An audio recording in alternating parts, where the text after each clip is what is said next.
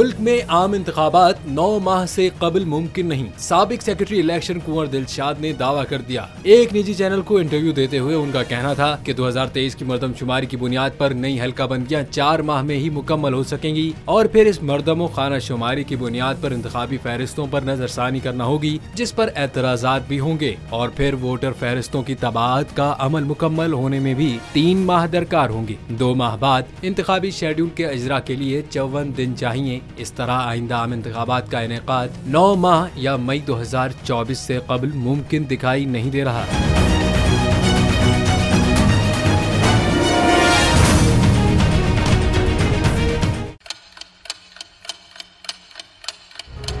आप लोग इस मुल्क पाकिस्तान में आजाद हैं।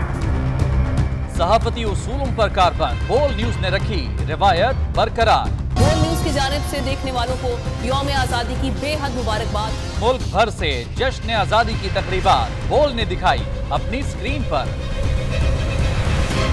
पाकिस्तान के 76वें यौम आजादी का जश्न बोल ने सुनाई पाकिस्तान जिंदाबाद के नारों की गूंज।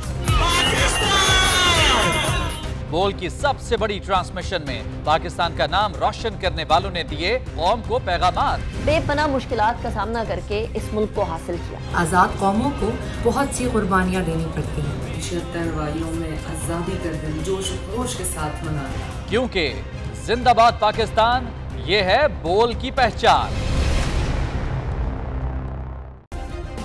सब्सक्राइब करें और बेल दबाएं ताकि कोई खबर रह न जाए।